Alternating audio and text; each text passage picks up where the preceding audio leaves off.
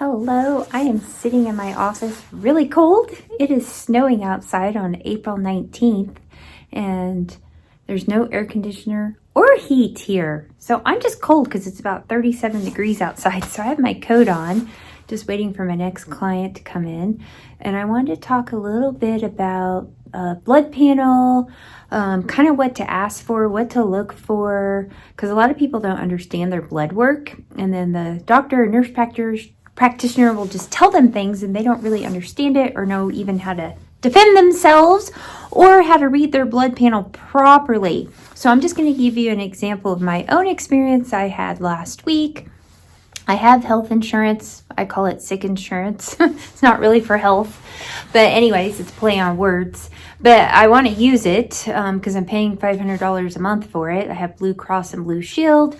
I think it's good to have, for teeth cleanings, going to the dentist, or emergencies, if I need trauma care, have an accident.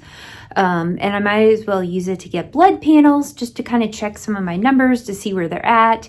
But when I go to my nurse practitioner, I specifically ask for tests, or I have to pay out of pocket for some of them that the insurance won't cover but are very important for health.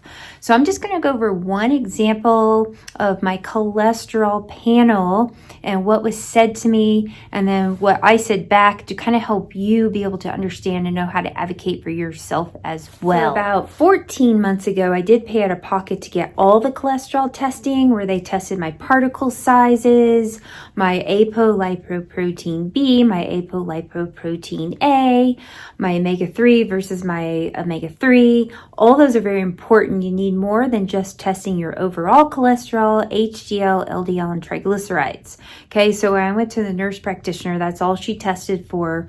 And at the appointment, the follow-up appointment, I wanted to see what she would say about that, because my overall number is always over 200. I'm usually somewhere in between 220 or 250. When I tested 14 months ago, it was about 252. And when I tested a few weeks ago, it was more around 223. We'll see it here in a minute to get the exact numbers. So it can fluctuate. But as you get older, that is more how you make your hormones, through cholesterol and adrenals. So that number typically going to go up as you get older. And I like my number being over 200. But you have to look at the whole picture, not just that one number. A lot of people think if their cholesterol goes over 200, then they have high cholesterol. I also always have high LDL cholesterol, and mine right now is 137, and they say they want you to be under 100, but that's not a problem either if you look at it the right way. So let me show you my numbers real quick. My most recent blood work, total cholesterol was 228. So I was just a little off, wasn't 223. My HDL cholesterol, the good cholesterol, is 74. And they want that 50 or higher. So that's a good sign. I always have really good HDL. My triglycerides are always really low, 75. When I did test 14 months ago, I think they were 50. So like I said, they can fluctuate. But the one they don't like also is this LDL, which is 137, and they want you to be under 100. So the nurse practitioner saw my numbers and said, oh, well, I'm not going to prescribe you a cholesterol medication right now. Let you work on it with diet and lifestyle. Yeah, since I understand what all these numbers mean and I know what I'm doing with my diet and lifestyle, I'm not going to just sit there and allow her to say that to me and make her do a little bit of work too. So I did say, okay, I don't have any concerns about my cholesterol. One, you didn't do all the testing. You didn't test my particle sizes. You didn't test my lipoproteins or my omega-3 to omega-6s. And everyone who eats meat is always going to have elevated LDL number. And I eat meat, but there's different types of meat. You didn't even ask me what kind of meat I eat. Am I eating conventional meat or fast food meat? Am I eating organic grass-fed meats? It makes a big difference.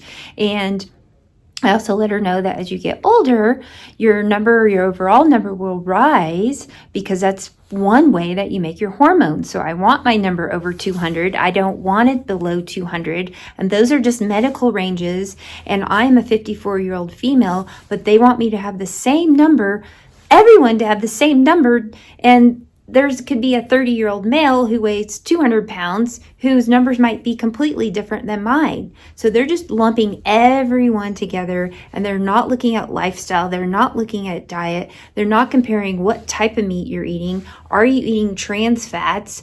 Why is this number elevated? And what they tell you for lifestyle and diet is, oh, exercise more, go fat-free, don't eat eggs, stay away from red meat. Well, I don't think those are accurate advice to give to people, because that's not what makes your cholesterol bad if you eat fat in your diet. If I'm eating butter, coconut oil, and avocados, or am I eating McDonald's and trans fats, right? Big difference. And they're not asking those questions. So that I find to be a big problem. And then you just want to put someone on a cholesterol medication or tell them to eat low fat and don't eat eggs. Yes, eggs do have a lot of cholesterol, but they're not going to make you have bad cholesterol, cause inflammation in your body. And it's really not the cholesterol that is the problem. It's inflammation that can cause heart attack or stroke or blood clots or whatever the issues are with your heart, okay?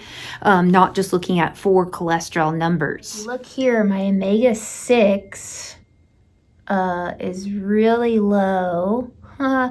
Should be 5.7 to 21.3. I hardly have any omega-6 in me. Most of those come from trans fats, but you can get healthy omega-6 also, like from beef, peanut butter, nuts, and seeds. So I started taking primrose oil because I actually needed to increase my omega-6. I just don't eat the trans fat omega-6. And then my omega-3 was really high. This should be...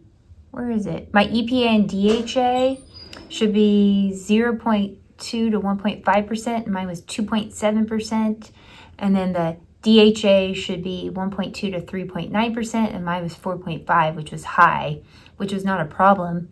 My ratio was high too, meaning my omega-3 was much, much higher than the omega-6. And you do want those balanced. So actually my omega-3 was too high compared to my omega-6, but most people, they have the opposite because they're eating all the trans fats, lots of sugar, insulin resistance, seed oils that make that omega-6 really high. That's part of inflammation that you have to look into. There's this other one called lipoprotein A. They even started talking about this on like national news, calling it stealth cholesterol, and that all your cholesterol numbers can be really optimal, but if this one's off, you could have a heart attack. And then they've created some new drug for it, even though in the holistic world we've known about this a long time, but now that they have a drug for it, they want to start talking about it. But this can be a dangerous one if it's high. Well, mine is a 10 and it should be under 75. So as you can see, mine is extremely low, and I got pattern A for a risk of heart disease or, heart attack or cardiovascular event. Very, very low. And my insulin is also very low. It should be really 3 to 8. I don't even see the ranges on here. The medical ranges are under 18, but for health, you should be 3 to 8 for insulin. And when that's high, that can also cause issues with inflammation in your body and even heart. And that's when you could be concerned about the cholesterol. So anyways, the nurse practitioner didn't look into any of that, just looked at my 4 basic numbers and said I had elevated cholesterol, and that's not accurate. Research and understand your numbers, and it's not just one number or 2 numbers that are high and you need to go on some cholesterol medication because those are very harmful drugs too. They deplete CoQ10 from your heart. It gives CoQ10 is a super heart antioxidant. Your muscles need it, but especially your heart to give it that strong beating action.